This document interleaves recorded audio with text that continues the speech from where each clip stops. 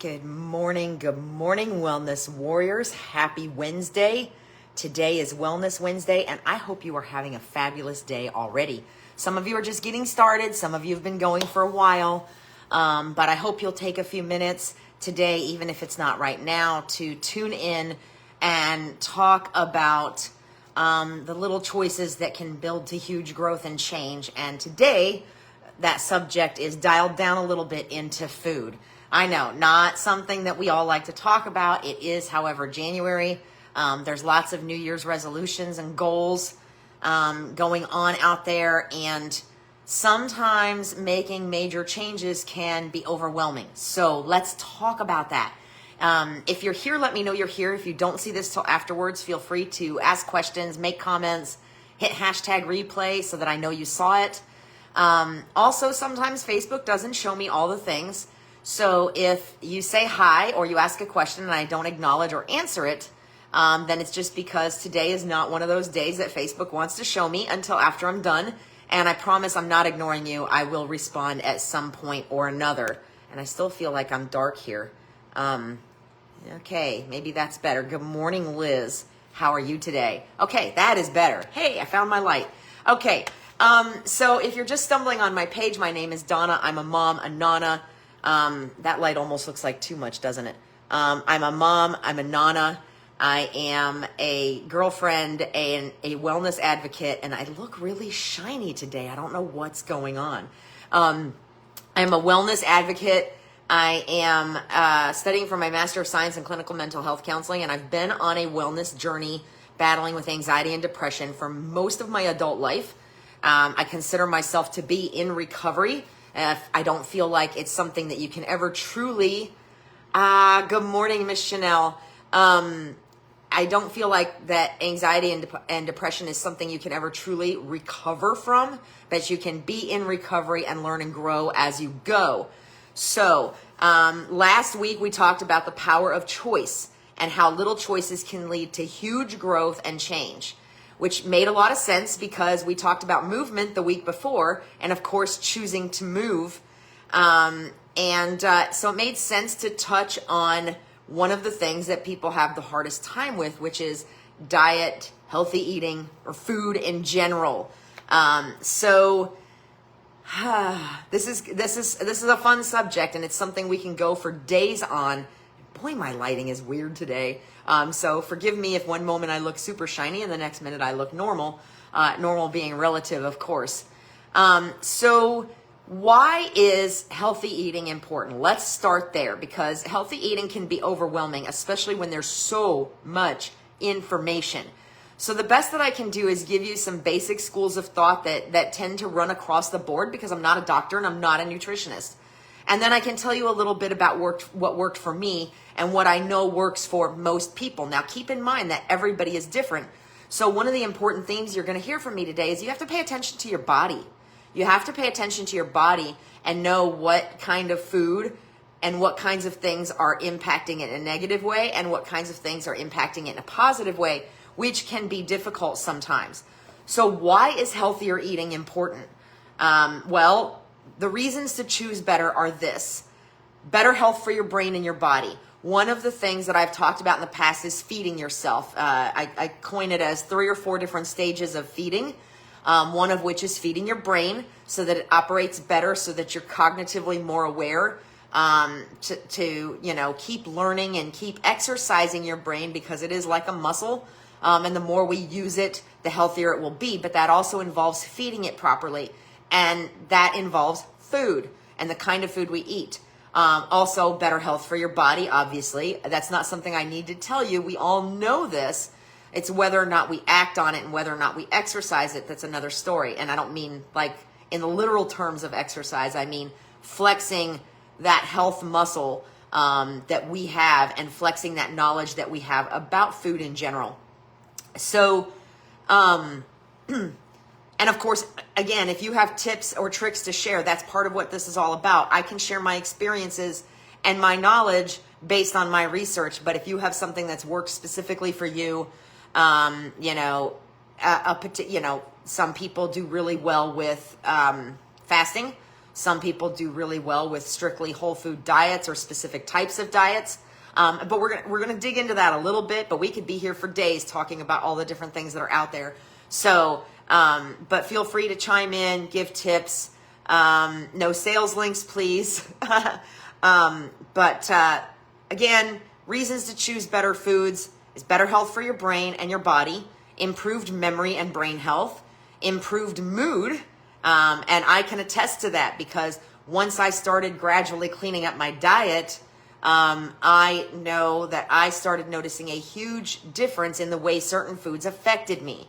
And we'll talk about that a little bit more too. Weight management or loss and better digestion. Digestion health is huge right now. It's on everybody's brain. It's everywhere we look. And there's a lot of information out there, y'all. So I've got some basic things.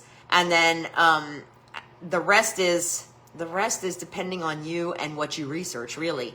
But digestion is huge on everybody's radar in the form of gut health. Improved immunity, better management of chronic illnesses and disease prevention. There are a lot of chronic illnesses like diabetes, high cholesterol, high blood pressure, various other things that have been linked to poor diet, nutritional deficiencies, etc. Chanel, only because, again, there's just so much out there. And my point here today is to encourage people to do research and to find out more and more specifically learn about their own bodies. Certainly not that I knock anything anybody's got going on because my own company is starting a wellness line in the spring. So I'm still checking that out. But we just don't want to confuse things with links to different products. What we want is general information today. Thank you for acknowledging that, Chanel. So Hippocrates is credited with saying a very long time ago, let food be thy medicine and let medicine be thy food. And I feel like to have made a statement like that so long ago, we're talking BC, that he knew something and he was kind of maybe a little bit ahead of his time. My story is that I started running. A friend talked me into it. I had run in high school. I really loved it, but I didn't think I could do it anymore. That was one of the stories I told myself. So a friend convinced me to train for a 5K with her. And then she convinced me to do a 5K to train for a 5K. So running became a thing very quickly. And then it didn't take long for me to struggle with running because my diet was... and I thought my diet was okay until I started researching in the context of running and fueling runs. And as I went on, I started, first of all, because I grew up on a garden and game meat, even though I hated my life as a kid because I didn't have Wonder Bread sandwiches and Little Debbie snack cakes in my lunch like all my friends did, I found that because of the way I grew up, because I grew up on whole foods, basically, it was easier for me to make a transition to healthier choices. And as time went on and I started to do that, good morning, Miss Krista. As time went on and I started to do that, I noticed massive differences in the way my body performed and the way my mental health was going. Reduced anxiety while I started cutting out excessive caffeine. Certain foods that just, I noticed if I went a while without them and then started eating them again, including fast food, but other things as well, that I started noticing that stomach issues. And I'm like, okay, I haven't had this in a while. This must be a problem food for me. And a lot of that started with paying attention and making tiny little swaps that ultimately led to major lifestyle differences. Now, could my diet be better now? Abso-freaking-lutely. And again, when I was just sick recently, I learned that I had kind of, gotten away from some of the things that I knew and that my body needed and appreciated. But at the same time, it still looks vastly different and better than it used to, with a lot less processed foods, and a lot more attention to labels and to how I feel after I eat something. So while I find that, I know that consistency is sometimes a problem, and that's the case with all of us, We're all guilty. You know, we can do really good for a long time and then just a little bit of, good morning, Cassandra, just a little bit of backsliding, if you will, into old habits, especially when we're stressed out. It's easy to kind of revert to training. That's what it's called actually in the law enforcement world. We revert to whatever that survival instinct is that tells us to do. And sometimes that's eating badly, or drinking too much caffeine. If we're under a lot of duress, we start giving up the things that are healthy for us and just reverting to what gets us through. But I do find that as time goes on, the more I know about what less healthy foods do to me, the less likely I am to reach for those, even in times of stress, which means that whole reverting to training concept, that kind of means to me that my training is changing, that my brain is slowly being rewired, and I know not to reach for certain things. So, oh my gosh, that's a lot of information. It's very overwhelming. Where do we start, right? Where do we start? Because there's so much information out there about food, and it's so hard anymore to know what's real and what's not. So we're going to start where I did. I'm going to share some of my experiences, some things that I know to be true for, in most cases, a little bit of research laced in there. But we're going to start where I did, which was with baby steps. And the first thing I'm going to tell you is the fastest way to change is information.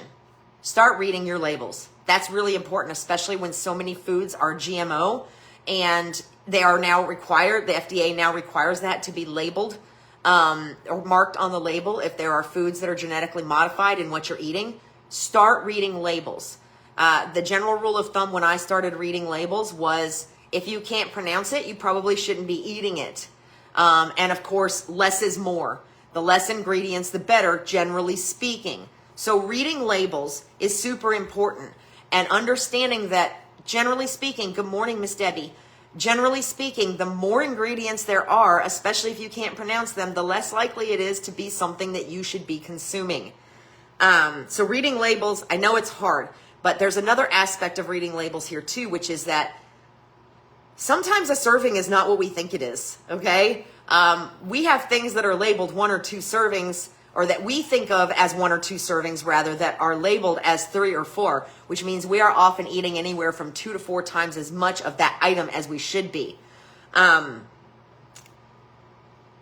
get me started on FDA. That's a whole other conversation for another day, probably not here.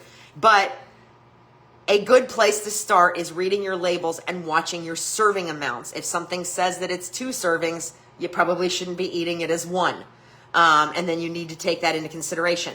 Like I said, less is more. Less ingredients is generally better. Whole foods, things that are not processed, things that you have to cut up, things that you have to cook yourself, maybe things that you're not sticking in the microwave, are better ways to go as a general rule. Produce, things that contain their entire ingredients in the name, like beef, chicken, broccoli, things that are very, very simple and their ingredient is actually in their name, if you will. Another big one that was huge for me, and I find to still be huge for a lot of people, is we got to eat more. Sometimes we got to eat more. Sometimes we got to eat less. But a lot of times we got to eat more, and here's why. Because I know you're like, wait, what? Well, first of all, Healthline is one of the places that I pulled a little information from today, because a lot of diets and a lot of diet apps, up to including the one that I use, and I don't want to call it a diet app as much as I would call it a nutrient tracking app, if you will, or a calorie tracking app. And I encourage you to use something like that, just because knowing what you're consuming goes a long way towards change as well. When you're like, holy crap, this is everything I ate today. Or holy crap, there wasn't a vegetable, not even one vegetable in my meals today. Those are things that get your attention, and sometimes you don't know that until you're logging what you're consuming. And I know that seems cumbersome. And the first time that friend of mine that I talked about told me, when I said I was hitting a wall and I didn't understand why I couldn't get past a certain distance, and they said, well, log your food for a couple days, let me take a look at it, and didn't tell me that there was an app for that, so I logged everything by hand. I was a little peeved at her. Anyway, logging and tracking what you're taking in can sometimes be a real eye-opener. But sometimes we need to eat more than we think we do. It is very, very common for these diet or food tracking apps to default to 1,200 calories, especially for females. Healthline confirms you can do a 1,200 calorie or less diet, but your body actually needs more than that just to function normally, okay? So those kind of restrictive diets, like a lot of other diets that cut out entire food groups and other weight loss techniques, they operate, I don't know if operate's the right word, they produce short-term, quick weight loss results, but they may also be depriving you of nutrients that your body needs to operate optimally, that your brain needs to operate and function optimally, and they're not sustainable long-term, basically is what I'm trying to say. So lifestyle change, tiny changes a little bit at a time until it looks different like it did for me, are often more sustainable than those diets or certain types of eating plans or whatever that produce a lot of weight loss really quickly, or some drugs, treatments, whatever, that produce a lot of weight loss quickly, but are not necessarily sustainable over time in a real lifestyle, if that makes sense. So a lot of times we do need to eat more. I have found repeatedly over and over again, I have a friend that just recently discovered, we had several conversations about how I did not believe this person was eating enough. And when they hired a personal coach, a nutrition coach or fitness coach, that person put them on a meal plan that involved taking in a lot more calories to sustain the level of activity they were doing, but different kind of calories, more whole foods, leaner meats, less garbage, more good stuff. They started dropping the weight finally. So I've seen it over and over again with many, many people. A lot of times when we go on a diet or we try to lose weight, we not only restrict our calorie intake too much, but we cut out the wrong foods. We cut out protein and we cut out fats because those are the highest calorie things. So they're the easiest to cut out. But healthy fats are necessary for our body. In moderation, of course. They're very necessary for our body. They feed our brain. They feed our skin, our hair, our body, our muscles. And protein is extremely important, especially as you get older. Good morning, Miss Amanda. Especially as you get older, to help maintain that muscle mass and that muscle use to keep from going into things like atrophy. So I went a little bit longer on that particular subject than I wanted to. But yes, sometimes when we are trying to eat healthier or trying to lose weight, we got to eat more. And that depends on the unique individual. But a lot of times, while fasting works for a lot of people, people who are just routinely skipping meals and maybe only eating one meal a day and aren't mindful about that meal possibly are doing more damage and making it harder for them to take that extra weight off or feel better than what they are helping. So one of the most obvious things, and I know you've heard this before, but sometimes we need things on repeat, is eat home. Eat at home. Cook at home. And there's lots of ways you can do that. When you cook at home, you are in more control of your ingredients. When you are eating at a restaurant, some of them are really great, and sometimes it depends on the choices you make. But you have surrendered basically control of what it's being cooked in, what kinds of seasonings are being used, whether or not they're using too much salt, too much MSGs, the quality level of the ingredients. And we love to eat out, and that's totally okay. And there are healthier choices that can be made in the restaurant while still enjoying our food and doing the whole eating out thing. But the more we cook and eat at home, the more likely we are to have healthier consumption in general. Less salt, less sugar, more quality ingredients depending on what we're choosing, and more control over what things are being cooked in. So cooking at home can absolutely be done. I want to tell a quick story about my Better Than Beefs, and I hope I never get in trouble for using that name. I made up the name, but I don't want beefs to be upset with me.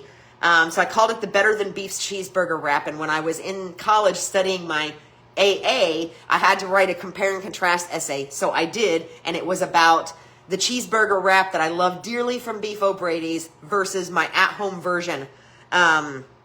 So quite simply, I loved the cheeseburger wrap at Beef O'Brady's, but I wasn't eating out a whole lot. I had significantly cut down on my amount of eating out, and I loved that cheeseburger wrap so much that I wanted one. So one day I said, I wonder if I could make that at home. And here's what I found when I did. And I actually found my old paper that I wrote. So I know what the nutritional content of it was at the time. And I was actually kind of giggling at my paper this morning when I was looking at it again. So I love me a Beef O'Brady's cheeseburger wrap. It's actually absolutely my favorite thing on their menu. And but according to the nutritional guide, that cheeseburger wrap includes 817 calories, 49 grams of fat, 107 grams of cholesterol, and 1,400 milligrams of sodium. See what happens when you start learning about what you're consuming? So I wanted to make it at home, and I just kind of knew in my heart that if I made it at home, it was probably going to be a little bit more nutritionally sound. So I did make it at home. I looked at their menu. I studied their menu online. I found out what the ingredients were, and I started toying with it at home. And there have been many tweaks over the years. In fact, at the time that I wrote this paper, the nutritional content was a little bit different on my version than what it is now. But I'm going to talk about what it is now because I've made tweaks like replacing the beef with bison, ground bison when I can, and replacing the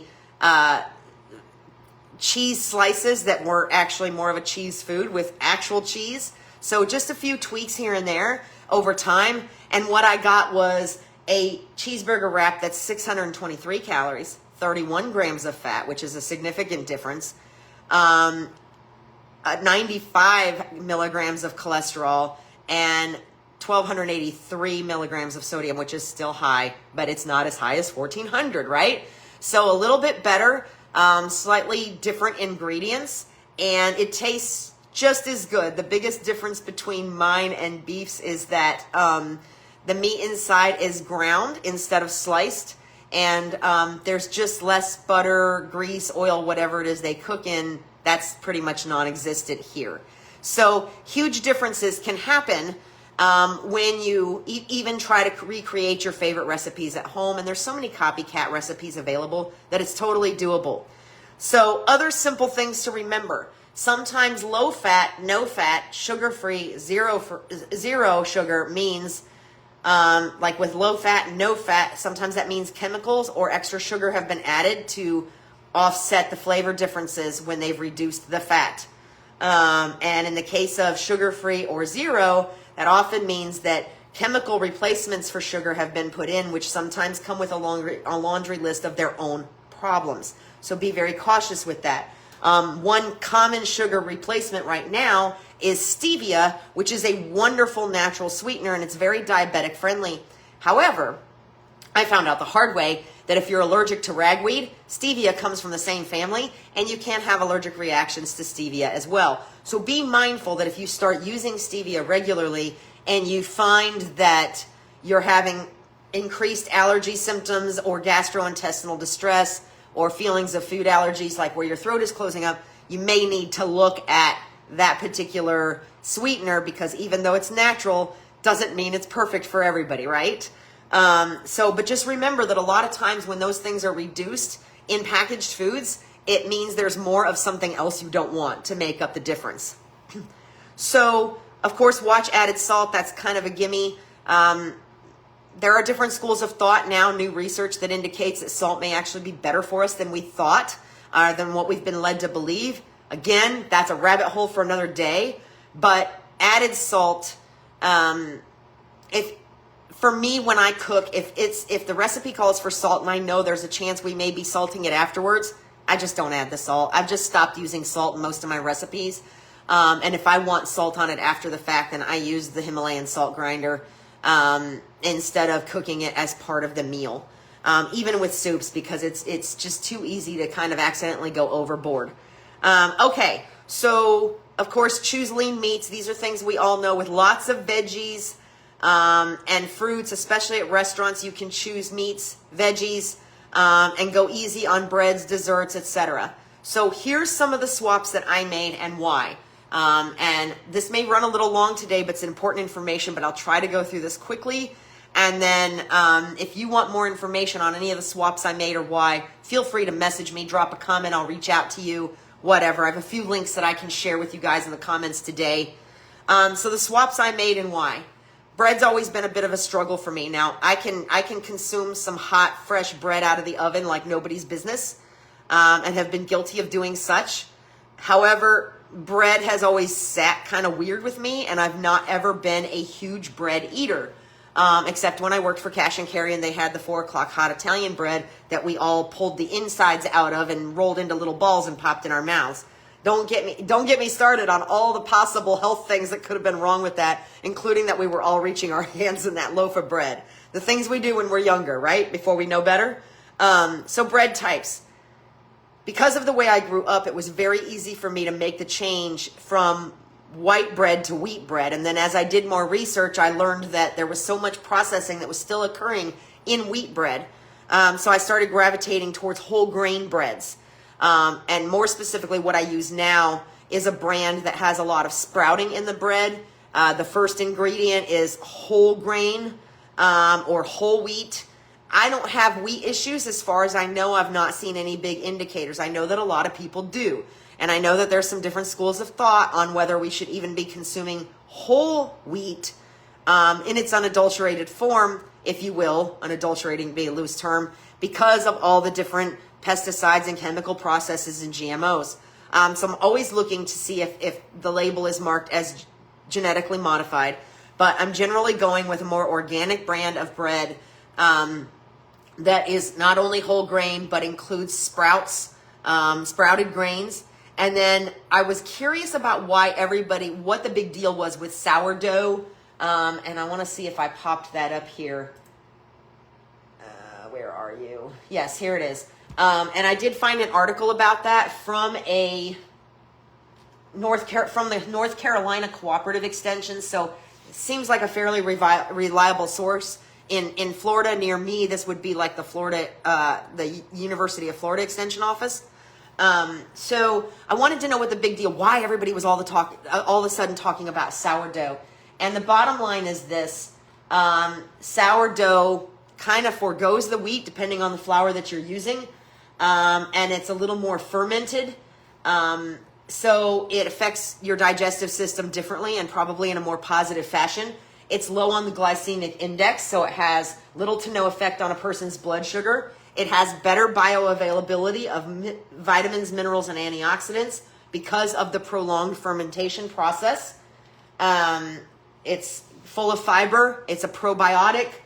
We know that's a big deal for people who are gluten intolerant. If you're using the right ingredients, this could be gluten-free for you. A little bit higher of protein, like the whole grain sprouted breads. More pesticide safety, again, depending on the flour you're using. And apparently, and I know I've had sourdough, and it probably just was never really on my radar, but a lot of people really like the flavor and aroma. So that is part of what's going on behind sourdough bread. But undoubtedly, again, better made at home, better shared with friends than packaged from the store, depending on what you're looking at. So I don't eat bread that much, but when I do eat a whole grain sprouted bread. And there's definitely a difference in the way it sits in my stomach versus, general whole wheat bread from the store. And definitely white bread is just something I rarely ever do. Dairy products. I kind of got away from dairy products when I was on a whole food eating plan. And it wasn't necessarily on purpose. It just kind of happened. It was gradual for me. I used to be a 12-ounce glass of milk a day drinker. I drank it with Pepsi. Not with Pepsi, with pizza. I drank it with spaghetti. I drank it with most meals that other people would never consider drinking milk with. I had to have a tall glass of milk. And as I got away from milk and when I did do dairy products, started to do more of an organic dairy product, more natural, I found that I had a lot less of the phlegm and mucus problems that typically came along with milk. And I've talked about this before, especially in terms of ice cream, because when I have a head cold or some type of upper respiratory thing, I tend to crave comfort food and foods that I probably shouldn't be eating. But I could eat an organic vanilla ice cream and have none of the excess phlegm that was frequently caused by a small bowl of regular ice cream. So that's when I started paying attention. Dairy can be high in saturated fat. Good morning, Miss Danielle. But some evidence exists that fermented dairy like yogurt and cheese is actually preventative for heart health versus a risk for heart health. So again, that's a rabbit hole we could go down for days. My most recent swap has been Greek yogurt versus sour cream. Now, your girl likes sour cream, and when she eats a baked potato or well, not tacos as much. I like sour cream on my tacos, but it's the baked potatoes. When I eat a baked potato, it's like a little baked potato with my sour cream. And I'm not sure I'm ready to make the Greek yogurt swap for a baked potato yet, but since I very rarely eat them, not an issue. However, because of the stomach issues I was having, I went old school. I was like, I need probiotics. There's too much information out there that I cannot compute. So I went old school, and I went and found myself an organic, plain, non-flavored Greek yogurt. And I have been eating that almost every single day with blueberries in it, and I have seen massive, massive changes in my stomach and my digestive system. So I can attest that it works. And the last time we had tacos, I did try the Greek yogurt instead of the sour cream, and I did not notice a difference. So that was huge for me, because sour cream was something that I didn't think I was ever going to give up. Again, not sure if I'm ready to try it on a baked potato, but I could certainly see, especially with the Greek yogurt, because it's got a more sour flavor, I could certainly see swapping out Greek yogurt for some recipes that look for sour cream instead. I could absolutely see me doing it now. Never thought I would see the day that I would say that, especially publicly, but there it is. I meant to have some props here today for you. Chocolate dipped almonds instead of candy bars. More nutrition in the almonds, especially if you're choosing something that's got a good dark chocolate versus the candy bar, and a lot less sugar. I like Orchard Valley Harvest. They are packaged, but they are pretty clean, and they're serving size sacks of different types of nut mixes. And I love their chocolate dipped almonds. So now when I have a sweet tooth, instead of reaching, most of the time, not counting yesterday, if I want to reach for something at home, something sweet, instead of reaching for peanut M&Ms, which used to be a little bit of a weakness of mine, or some kind of candy, I'm more apt to grab that bag of chocolate dipped almonds, which is just a slightly healthier alternative in general, and still satisfies that sweetness while giving me a little more protein and a little bit more of other nutrients than I would otherwise get. Frozen yogurt, gelato, sorbet. I'm not a big ice cream person. Usually it has to involve a warm brownie and some chocolate syrup for me to eat ice cream. Frozen yogurt, gelato, sorbet, shaved ice, and frozen fruits are all things that if you want that cold, if you want that consistency of ice cream, there are healthier options out there and especially since in today's day and age, a lot of the ice creams on the shelf aren't even actually ice cream anymore. They're called an ice cream food or an ice cream product or something like that, which tells you that almost nothing in it is what it should be, right? So if I am going to eat ice cream, I generally opt for an organic, or I opt for an ice cream alternative like sorbet or gelato or frozen yogurt. Other healthy swaps. The FDA's myplate.gov says that we need to be taking in 5 servings a day of fruits and vegetables. How many of us are doing that? I know this, and I'm still not doing it. Although I probably get 2 to 3 in my evening salad. That generally looks like 2 servings of fruit, 3 servings of vegetables-ish, somewhere in there. The reasons for that: lots of fiber, keeps you full, especially depending on what you pair it with. Those were huge swaps for me. The eating plan that I was on that made me feel the best had me taking in 5 servings of vegetables a day and 3 servings of fruit. I spent all my time eating vegetables and fruit, but I didn't have the space in my stomach to eat a whole lot else besides the protein and healthy fats that I was eating with it. So fruits and veggies, especially in their whole form, cooked, raw, whatever, they can take up a lot of space in your stomach. They provide fiber to help with your digestive system. Some of them are prebiotic, some of them are probiotic. And I cannot, there are not words to describe how much better I felt when I was on that eating plan. I was 42 at the time, so this was about 9 years ago. I've tried to stick close to it since then, but I've been sporadic, I'm not going to lie. But when I was on that eating plan, y'all, I felt like I was invincible. my energy was up, my anxiety was down. I had the best half marathon time I had in the entire time I was running, and that was even without the normal training load beforehand.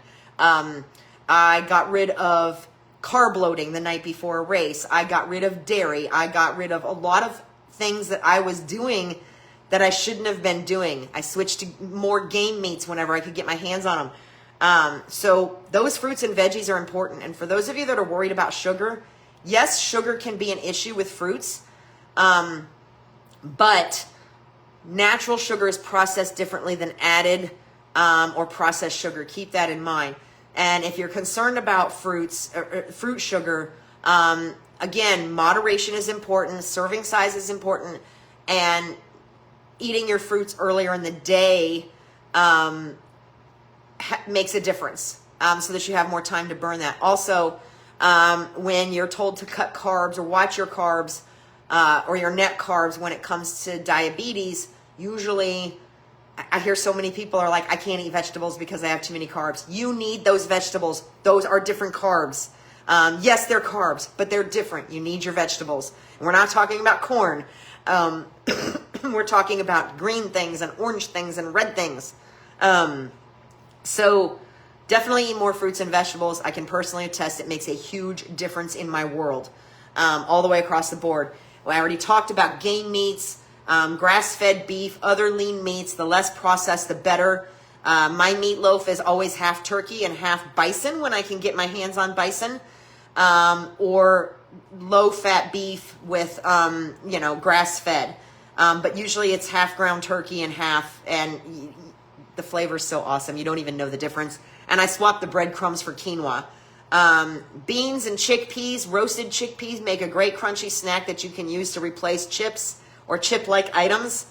And beans, one of my favorite meals when I was craving macaroni and cheese and couldn't get it was pinto beans that I had cooked in the crock pot with cheese and garlic powder on them, with the cheese melted. And it definitely satisfied my macaroni and cheese craving with a much better glycemic index thing and much more nutrients, because pinto beans are packed with nutrients. And they're very versatile, and they're packed with nutrients. And our bodies will make, most of the time, not all the time, most of the time, our bodies will make the digestive enzyme we need to digest legumes and bean products. If we're feeding our body those products, if we're not feeding our body those products, it will stop making the enzymes to digest them. And I have found Beano to be an acceptable supplement for mostly if I'm eating beans that I didn't cook, because I don't know how they were handled or how they were cooked. So I do tend to keep Beano handy for when I'm eating beans I'm not familiar with. Or if I'm eating a certain type of bean that I haven't had in a long time, then I'll start with Beano and then slowly work my way off. So rice options. Quinoa is a complete protein and it can replace rice. Some people do ground cauliflower. I haven't had a lot of experience with that yet. Brown rice or wild rice is often better than white rice. I didn't look into yellow rice because it's just something I've never really eaten. Hummus as a dip or salad mix. One of the best things I was doing was swapping any mayonnaise, Miracle Whip, or mustard, or mustard's usually a free food, or anything like that when I was making tuna salad with roasted red pepper or garlic hummus. Amazing flavor, much better for you. Hummus is a great alternative when you can do it. Chocolate hummus is amazing if you're wanting some chocolate to dip your fruit or vegetables in. Not vegetables, sorry, fruit. The chocolate hummus can be a great healthy alternative to just chocolate dip. Butter and margarine. Listen, y'all, I'm not gonna lie to you. I know what the information is out there. It's all over the place. Butter's bad, margarine's bad, all the things are bad. We don't know which end is up. I very rarely ever eat butter. Good morning, Miss Peggy. So when I do, I'm eating regular butter. I'm not eating margarine. Margarine has its own set of problems. I'm not eating butter alternatives. On the rare occasion that I use butter, I'm eating real butter. That's the simple fact. If I'm not using butter, I'm generally using a little bit of coconut oil, avocado, nut butters. Those are healthy fats, and we tend to shy away from fat when we're trying to diet but our body needs that fat. It really does, as long as it's in moderation. And when it comes to the butter, I will just opt for the real thing versus the chemical-laden substitute 90% of the time. Uncured versus cured items. Most people will tell you if it's been cured, if it's like a lunch meat, if it's like bacon, something like that, doesn't matter if it's cured or uncured, it's still bad for you. But I can tell you that for years I could not eat bacon. But if I eat uncured bacon, it doesn't send my stomach into distress. And I'm not getting the same nitrates. I'm getting more natural preservatives like salt. I'll take the salt over the nitrates any day of the week. Any day of the week, especially if it's not sending my stomach into distress. Olive oil and coconut oil versus mayo or vegetable oil. Again, huge different schools of thought on this and new research coming out about seed oils. So I recommend that you be very careful with this. Coconut oil is high in saturated fat. However, if you're using it a little bit in cooking, and I even know some people that take it daily in their food as a tablespoon of coconut oil, and their the good cholesterol has gone up exponentially since they started doing that. So again, it depends on your research. It depends on who you talk to. It depends on who you ask. So you have to kind of make these decisions for yourself. But olive oil or coconut oil versus, especially when you're baking, olive oil can be a substitute for butter, for mayonnaise. So can coconut oil. I said mayonnaise when baking because there's this thing called a mayonnaise cake that I absolutely love. And you can use coconut oil or olive oil as a replacement for butter, shortening, things like that, in a lot of things.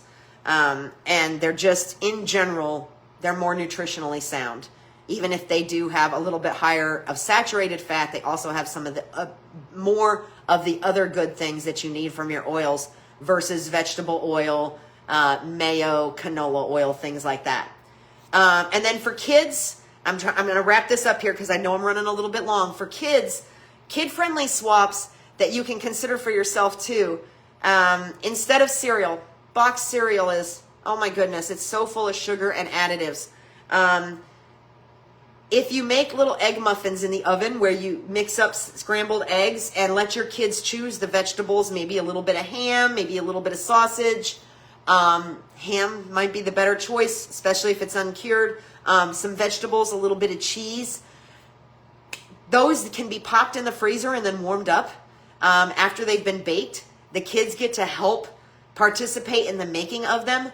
They can be popped in the freezer, easily warmed up, and they are far more nutritionally sound than boxed cereal or bagged cereal, and will probably keep your kids fuller longer and just help their overall performance, their grades, their behavior, all of it. Another great swap, I had a friend once tell me when she had a picky eater who never wanted to sit down at the table and eat, that they put bowls of prepared vegetables and fruits out just where that child could just walk by and snag a couple things. And that child's nutrition improved dramatically. And there wasn't the stress at the meal table. So anytime you can get your kids, you know what, if we don't feed them the yucky stuff, they won't even know it exists. The more you can get your kids to eat the fresh fruits and veggies, chocolate covered strawberries, you can give those to kids instead of candy, and there's more nutritionally sound content, even if they're still getting a little bit of sugar and chocolate. There's lots of creative things you can do. You can make popsicles with juice in the freezer. There's all kinds of creative things you can do for kids. Also work for adults too, in case you're craving. For me, chocolate covered strawberries will feed a chocolate craving every single time, kill it, and I feel a lot better about chocolate covered strawberries than I do about a candy bar. So my last reminders, because I know this is running long, and it's okay because it's going to be here as long as you want to come back and look at it, restart it, whatever, till you get tired of my voice. So just remember these things. Read labels and pay attention to serving sizes. That's super important because even if it's a good thing, there is such a thing as too much of a good thing. There really is. Many doctors have a rudimentary knowledge of nutrition. That wasn't their focus. They may have had a couple of semesters on nutrition when they were in school, and outside of that in their continuing education, nutrition is not their focus. That's nothing against them. It's just a rudimentary knowledge, and that's something I've been hearing more and more about lately. So if you need big help and you're not sure where to start, and everything I just said was still too overwhelming, get a referral to a nutritionist or find yourself a nutritionist, because those are the people that are specifically trained for that topic. And that can be a big help. And that's why, I never could understand. It's okay, Victoria, I'm running long and it'll be here all day for you to watch. So don't feel bad about being late, because I'm also running long. So just remember that. And that's why I find that a lot of people, especially when they've just been diagnosed with type 2 diabetes, they come out very frustrated because the doctor's like, you need to change your diet. Watch this, watch that. Here's a pamphlet. That's it. You're expected to do the research. They just assume you're going to. Otherwise, you're going to follow that little pamphlet, and it's going to be a very narrow view of what you can eat for the rest of your life. So again, if you're not sure where to start, and even the stuff that I've given you today is too overwhelming, find a nutritionist.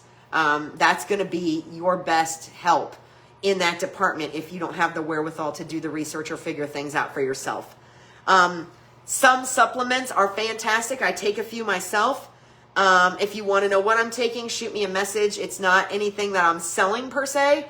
I just don't really, because there's so many different schools of thought, I don't talk about specific supplements a lot when I'm online. Some supplements are great, but you should really try to get as many of the nutrients as you can from whole foods as much as possible. That's why when I was trying to figure out probiotic things, I'm like, you know what? Screw this. I'm going to go eat some yogurt and sauerkraut. Not together. That would be gross. But you know what I mean? I went old school because there was too much information for my brain to digest and process, and I needed help with my stomach. So I went to the yogurt and the sauerkraut. So some supplements are great, but try to get your nutrients from whole foods as much as possible.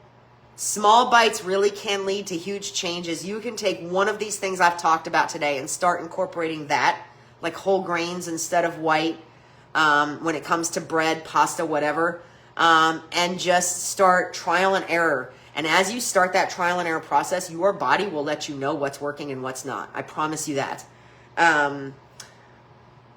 Pay attention to your body. One way that people and the doctors prescribe and that people do learn about what's causing problems and what isn't is elimination diets. But I would never recommend that somebody just take on an elimination diet without speaking to their physician or a nutritionist first to make sure that they're not eliminating anything they shouldn't be. That's super important. And briefly, my company is planning to release a wellness line in the spring. We know very little bit. No, not together, Danielle. We know very little about it. I'm still researching. I love my company. I have no doubt that they're putting a lot of thought into their ingredients, but we are still learning about it. So stay tuned. And if you do want more information once I have it, let me know. And I'll make sure that you get that. But I know very little about it right now. So I'm just letting you know there is something coming in my boutique, but I know very little about it so far. So stay tuned on that. All right. With that said, I hope you found this helpful. I know there was a lot of information there. I know it ran long. It will be here for you to refer back to. You know where to find it. You can share the link to the video to yourself in Messenger so that you can find it easily, whatever. And if you want to see, I'll drop a couple links in the comments. And if you want to know any more about the swaps that I made and why, just shoot me a message or drop a comment and we'll talk, okay? But I hope you found this helpful. I know it was a lot of information.